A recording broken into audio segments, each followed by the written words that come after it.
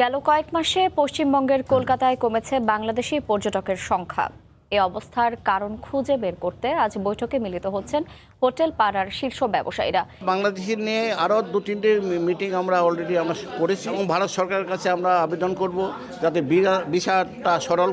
बिस्मिल्लाहिर्रहमानिर्रहीम अस्सलाम वालेकुम व्यूअर्स, मैं हूं एहसान खान और आप देख रहे हैं हमारा यूट्यूब चैनल एहसान रिएक्शन विद एहसान। मैं उम्मीद करता हूं आप जहां भी होंगे एंजॉय करते होंगे, मज़े में होंगे और फिटफाट होंगे। व्यूअर्स, बड़ी खबर निकल कर सामने ये भी आ रही है कि वेस्ट बंगाल के बिजनेसमैन कम्युनिटी ने एक इमरजेंसी मीटिंग कंडक्ट की है। उस मीटिंग में ये बातचीत की गई है और ये कहा गया है और ये बात उसमें जो उसका एलामिया है वो जारी किया गया है। लुब्बे लबाब उस मीटिंग का ये है जो मैं आपके सामने रखने जा रहा हूँ। व्यूअर्स, ये कहा गया है कि किसी ना किसी तरीके से बांग्लादेश के साथ वीज़ा फ्री एंट्री की जाए और बांग्लादेशियों को वीज़ा फ्री लेकर आया जाए इंडिया में, और ये अपील की जाए, ये रिक्वेस्ट की जाए किसी ना किसी तरीके से हमारी हुकूमत यानी भारत की हुकूमत बांग्लादेश के साथ ये बातचीत करे। वो क्यों नहीं आ रहे वेस्ट बंगाल में, वो क्यों नहीं उनके टूरिस्ट आ रहे। हमारा तो भट्टा बैठ गया है,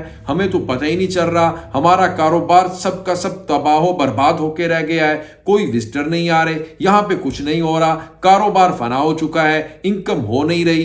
क्यों नहीं आ रहे?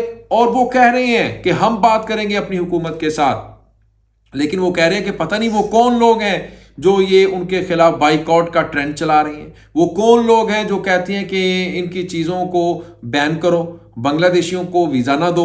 वो कह रही है कि बांग्लादेशियों को कोई फ़र्क नहीं पड़ेगा, हमारा बिजनेस तबाह हो जाएगा, हमारी, आपको पता है वो कह रहे हैं कि इतनी बड़ी ये जो टूरिस्ट इंडस्ट्री है वो सारी की सारी निश्चित हो जाएगी। लेकिन बांग्लादेशियों को किस चीज़ की परवाह है? वो कह रही हैं कि हमारी हुकूमत को इसके ऊपर नोटिस लेना चाहिए और फौरी उनसे बातचीत करनी चाहिए और बांग्लादेशियों को इधर वीज़ा फ्री एंट्री होनी चाहिए भारत में। वो तो यहाँ तक आ चुके हैं, लेकिन आपने कई वीडियोस देख ली हैं कि सिलीगुड़ी सिटी में उनको इंटर नहीं होने दिया जा रहा, उनको रूम नहीं दिए जा रहे बांग्लादेशियों को। इस तरह की खबरें निकल कर सामने आ रही हैं, लेकिन जो ग्राउंड रियलिटी, जो हकीकत जो सबके सामने आ ही जाती है ना, वो कह रहे हैं कि देखिए बांग्लादेशी अगर नहीं आते, पहले एक वीडियो पे हमने कल भी बात की थी, वो कह रहे हैं कि 1990 से लेकर अब तक इतने बुरे हालात नहीं जितने 5-6 महीनों से हो गए हैं, लोग ही नहीं आ रहे। पहले हर दिन तकरीबन वो बता रहे थे कि 50 से 100 बस आ जाती थी विजिटर्स की, अब कह रहे हैं एक बस आती है मुश्किल से।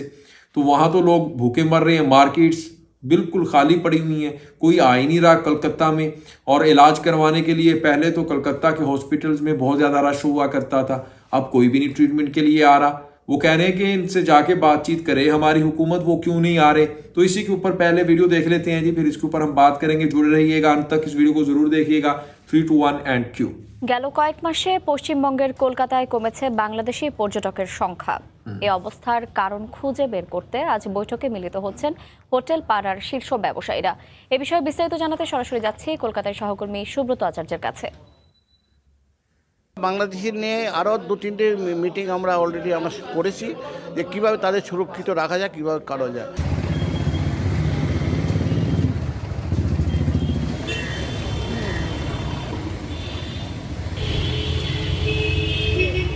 সম্প্রতি সময়ে কলকাতায় কমেছে বাংলাদেশি পর্যটকের সংখ্যা, যার নেতিবাচক প্রভাব পড়েছে ব্যবসা বাণিজ্যে। পর্যটক কমে যাওয়ার কারণ বের করতে সোমবার মার্কুই স্ট্রিটে জরুরি বৈঠকে বসেন স্থানীয় ব্যবসায়ীরা।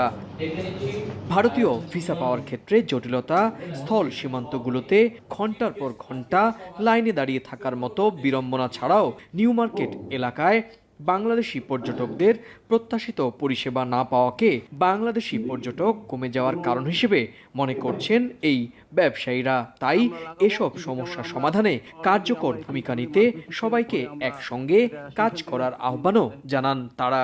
বিভিন্ন জায়গায় আমরা অ্যাসোসিয়েশন থেকে তাদের আমরা চিঠি করব যাতে হ্যারাসমেন্ট না করা হয়, এবং ভারত সরকারের কাছে আমরা আবেদন করব যাতে ভিসাটা সরল করা হয়।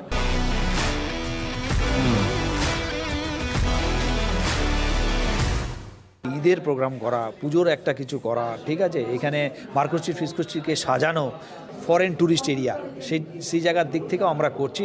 আমরা আস্তে আস্তে সব কিছু করবো, ওদেরকে ফিলিংসটা ওদের নিজেদেরই আসবে। কলকাতার নিউ মার্কেট এলাকার Sudder street, Marquis street, free school street, Rafi Ahmed Kidwai street সহ আশপাশের বহু স্ট্রিটে অসংখ্য আবাসিক হোটেল রয়েছে। এছাড়া নিউ মার্কেট এলাকার ব্যবসা বাণিজ্য প্রায় সিংহভাগই বাংলাদেশি পর্যটকদের ওপর নির্ভর করে। সেই সাথে সেখানে রয়েছে ছোট বড় অসংখ্য খাবারের দোকান, ওষুধের দোকান এবং অন্যান্য নিত্য প্রয়োজনীয় বিক্রয় কেন্দ্র রয়েছে। কলকাতা ঢাকা রুটে সরাসরি বাস ও কাটা সার্ভিসের মতো পরিবহন সংস্থার অফিসও। व्यूअर्स, आपने ये वीडियो देखी, बहुत ही इंटरेस्टिंग वीडियो थी। और अब आप देखें कि एक तरफ तो भारत इतनी बड़ी दावे करता है और वो कहता है कि इनको वीज़ा नहीं हम देंगे, इनको हम सबक सिखाएंगे, ये करेंगे वो करेंगे, लेकिन दूसरी तरफ उन्हीं के लोग, उनकी बिजनेसमैन कम्युनिटी, भारत की, वेस्ट बंगाल की और उनके टूरिस्ट एजेंसीज, ट्रैवल एजेंसीज सारी की सारी बेचारी वो परेशान है। वो कह रहे हैं कि यार क्या कर दिया है, उनको बुलाओ, आपने उनको नाराज कर दिया है, मैच हार गए हैं, कौन सा कयामत आ गई है, आपका आईपीएल भी तो पड़ा है सारे का सारा, वहां से आप पैसा कमा लोगे, लेकिन आप हमारे जो नेबर कंट्री है उसको तो नाराज ना करें। अगर बांग्लादेशी नहीं आते तो हमारा क्या बनेगा। वो इतने ज्यादा परेशान है। वो कह रहे हैं कि ये जो जितनी भी ट्रैवल एजेंसीज कंपनी थी ये मच्छरमार कंपनी बन चुकी हैं, सारा दिन वेले हैं, फ्री हैं, कोई इनके पास नहीं आता। और ये कह रहे हैं कि इसका नुकसान हमें होगा। जो लोग सोशल मीडिया के ऊपर ये ट्रेंड चलाते हैं, बातें करते हैं, उनको नुकसान नहीं होगा कि बाइकआउट कर दो बांग्लादेश की प्रोडक्ट्स की। भाई करके देख लो, बांग्लादेश तो 2 बिलियन के एक्सपोर्ट्स करता है, जिसमें 98% टेक्सटाइल की करता है वो। और वो जितने भी बड़े बड़े ब्रांड्स हैं फैशन के भारत के, वहां पर जाती है बांग्लादेश की प्रोडक्ट्स। ये जो ट्रेंड्स वगैरह चलाते हैं ये तो लेते भी नहीं होंगे। तो फर्क किसको पड़ेगा, भारत को पड़ेगा या फिर बांग्लादेश को पड़ेगा, ये भी एक सवाल है ना। लेकिन अब देखें कि जो भारत है वो बांग्लादेश में 10 बिलियन US$ की एक्सपोर्ट्स करता है। तो डिपेंडेंट कौन हुआ।